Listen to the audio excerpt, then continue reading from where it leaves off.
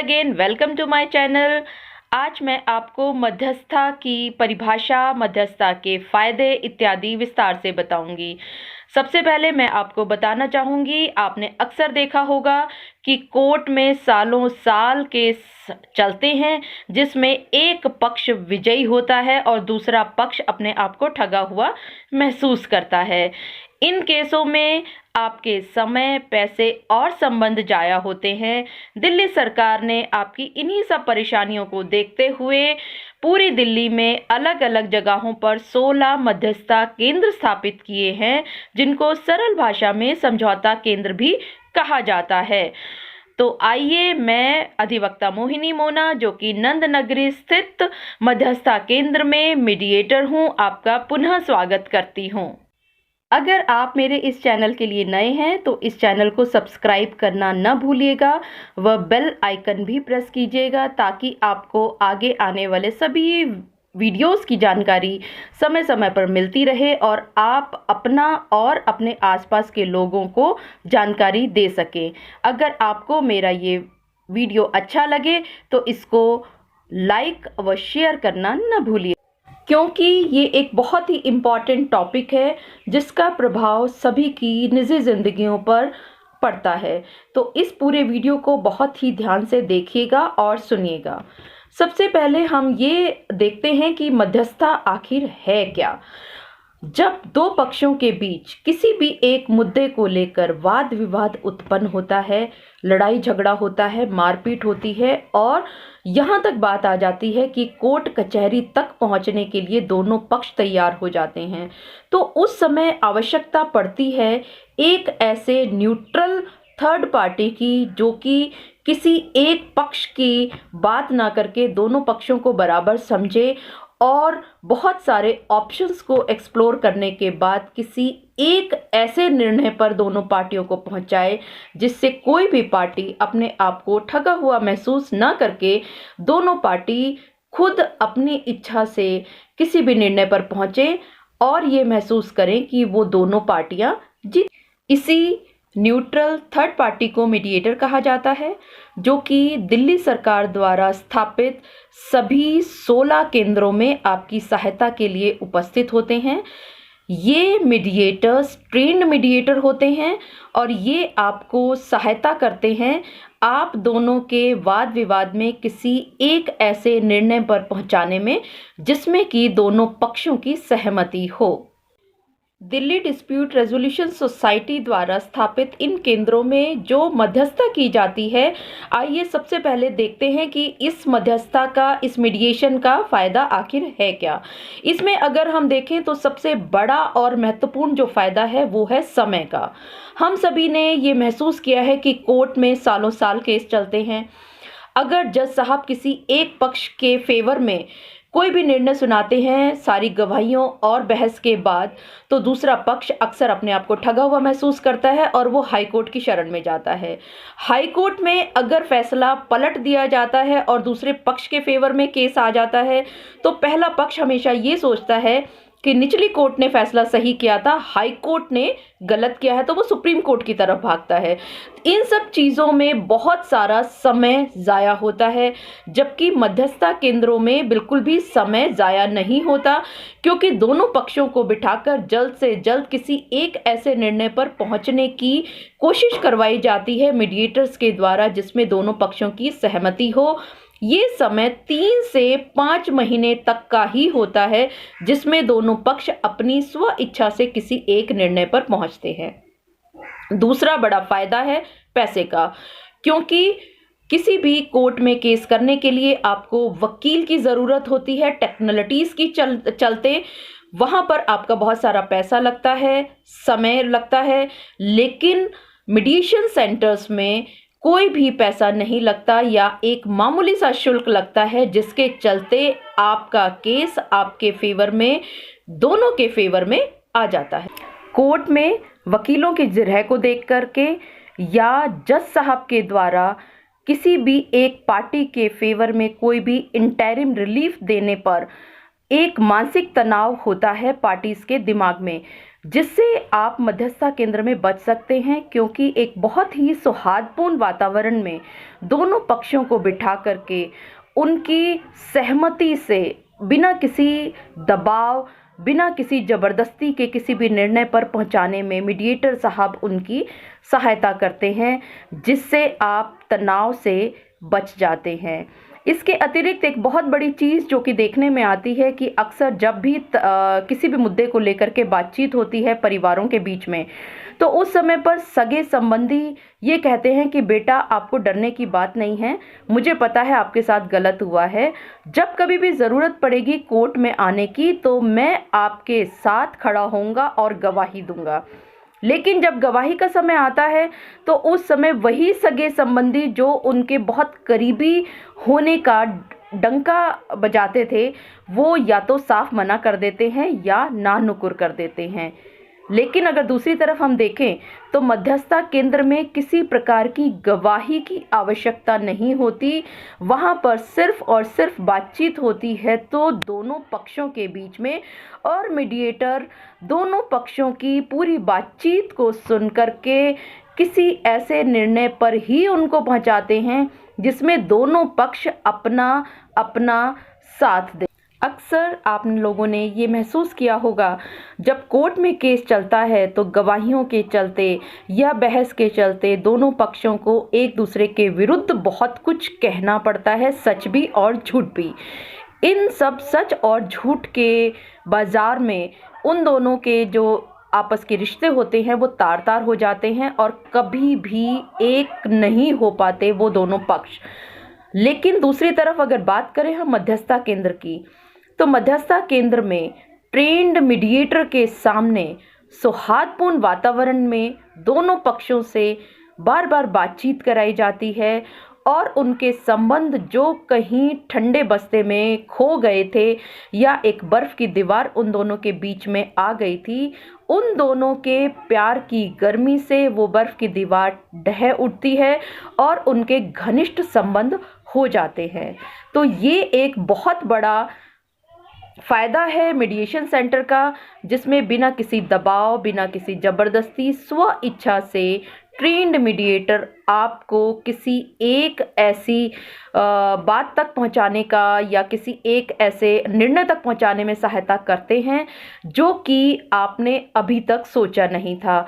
ना इसमें किसी गवाही की ज़रूरत है, ना इसके अंदर किसी और चीज़ की ज़रूरत है, जबकि इसके अंदर समय, पैसे और तनाव की भी बचत होती है। इसके साथ साथ एक बहुत बड़ा फ़ायदा और होता है। आपने देखा होगा कि कोर्ट के अंदर अक्सर स्ट्राइक हो जाती हैं अचानक से, या कभी आपका जज साहब अचानक से छुट्टी पर हो गए, या कभी स्टेनो साहब छुट्टी पर हो गए, या कभी ऐसा हुआ कि दूसरी तरफ का वकील नहीं आया, या कभी मेरी तरफ का वकील नहीं आया, या अगर सभी पक्ष आ भी गए तो जो गवाही होनी थी वो गवाह नहीं पहुंचा समय पर, या मान लीजिए गवाह भी आ गया और सभी लोग आ गए, लेकिन कोर्ट में जब आप पहुंचे तो आपने देखा कि कोर्ट में एक नई स्थिति उत्पन्न हो गई। कोर्ट में फाइल ही अनअवेलेबल है, फाइल ही नहीं मिल रही, फाइल का ही नहीं पता कि क्या है। तो यानी इन सब चीज़ों में आपके समय, पैसे का बहुत ज़्यादा जाया होता है, जबकि मध्यस्थता केंद्र में न किसी स्टेनो की ज़रूरत है, न किसी फाइल की ज़रूरत है, न किसी गवाही की ज़रूरत है, और इसके अंदर आप अपने रिश्तों का बचाव भी कर सकते हैं। यानी कि मीडिएशन सेंटर में दोनों ही पक्ष अपने आप को जीता हुआ सा महसूस करते हैं। चलिए अब बातचीत करते हैं कि कौन कौन से केस मध्यस्थता केंद्रों में आ सकते हैं। इसमें जो सबसे पहले केस आता है वो है पड़ोसियों के झगड़े, चाहे वो पार्किंग को लेकर के हो, उनके आपसी संबंधों को लेकर के हों। इसके अलावा कोई भी व्यक्तिगत झगड़ा, यानी कि आपका डिवोर्स है, या पति पत्नी अलग रह रहे हैं और पति चाहता है कि पत्नी उनके साथ आकर के रहे, या वाइस वर्सा। इसी तरह से पेरेंटिंग है, बच्चों को लेकर के है, डिवोर्स का मैटर है, पैसे संबंधी कोई मैटर है, या कोई भी छोटे आपराधिक मामले किसी भी तरह के हों, चोरी चकारी, लड़ाई झगड़े के, जिसमें संगीन जुर्म ना हो। इसका सीधा सा अर्थ ये हुआ कि अगर किन्हीं दो पक्षों के बीच में कोई भी कॉमर्शियल डिस्प्यूट्स हो, कम्युनिटी डिस्प्यूट्स हो, फैमिली डिस्प्यूट हो, या कोई भी एजुकेशनल इंस्टीट्यूशनल डिस्प्यूट हो, या छोटे आपराधिक मामले हों, तो आप रुख कर सकते हैं दिल्ली डिस्प्यूट्स रेजोल्यूशन सोसाइटी की ओर। तो आइए अब बात करते हैं कि कैसे अपनी दरख्वास्त दाखिल की जा सकती है इन केंद्रों में। कोई भी पक्ष एक सादे कागज़ पर अपनी दरख्वास्त लिख करके जमा कर सकता है किसी भी केंद्र में जो उसके घर के पास पड़ता हो, या आप वेबसाइट के ज़रिए भी दरख्वास्त दाखिल कर सकते हैं। इसका वेबसाइट का एड्रेस है mediation.delhi.govt.nic.in। अगर आप वर्चुअल या फिजिकल किसी भी माध्यम से मीडिएशन चाहते हैं। अगर आप सिर्फ वर्चुअल मीडिएशन चाहते हैं तो आपको वेबसाइट पर जाकर के लिखना होगा। एड्रेस है www.sehmati.org। इसके अतिरिक्त आप ईमेल के द्वारा भी मीडिएशन के लिए दरख्वास्त लिख सकते हैं, जिसका एड्रेस है center/director.adr@gmail.com। अब बात करते हैं फीस की। तो कोई भी नई कंप्लेंट डालने के लिए 200 रुपये की फ़ीस निर्धारित की गई है, और बिलो पॉवर्टी लाइन के लोगों के लिए 100 रुपये की फ़ीस रखी गई है। आप इन फीस को पोस्टल ऑर्डर या डिमांड ड्राफ्ट के द्वारा किसी भी केंद्र में जाकर के दिल्ली डिस्प्यूट रेजोल्यूशन सोसाइटी के फेवर में पोस्टल ऑर्डर या डिमांड ड्राफ्ट के द्वारा फीस दायर कर सकते हैं। तो आप सभी ने देखा कि कोर्ट में लंबे केसेस चलते हैं, जबकि मध्यस्थता केंद्रों में दोनों पक्षों को सौहार्दपूर्ण वातावरण में बिठाकर मीडिएटर्स की सहायता से किसी एक ऐसी स्थिति पर ले जाया जाता है जहां दोनों पक्षों की सहमति हो। अगर कभी ऐसा हो कि दोनों पक्ष किसी एक सहमति से किसी एक जगह पर ना पहुंच पाए, तो उनके पास समय रहता है कि वो कोर्ट में जाकर के अपने केस को आगे चलाएं। तो अंत में मैं सिर्फ इतना ही कहूँगी, मध्यस्थता करें, मुकदमा नहीं। तो आइए देखते हैं एक छोटे से क्लिप के ज़रिए कि किस तरह से दो पक्ष बैठे, एक पार्टी बैठी और सौहार्दपूर्ण वातावरण में बातचीत के द्वारा दोनों पक्षों ने आपसी सहमति से एक निर्णय पर पहुंचा।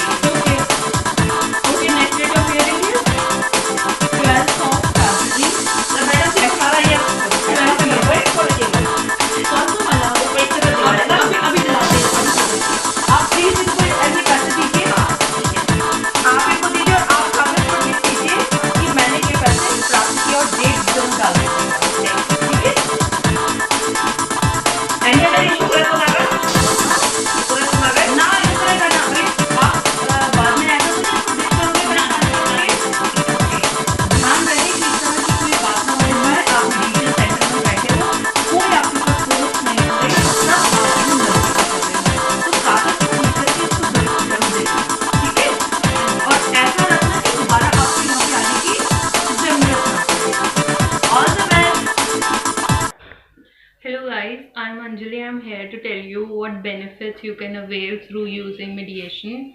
And firstly, it saves the efficient money that you earn, because in mediation you don't need a lawyer or a counsel to fight for yourself. Secondly, the mental and the physical inconvenience that you go through being clients in the courts, you can save yourself from that. Thirdly, it is a very good option if you do not want to deteriorate your family relations. Then you can go for mediation.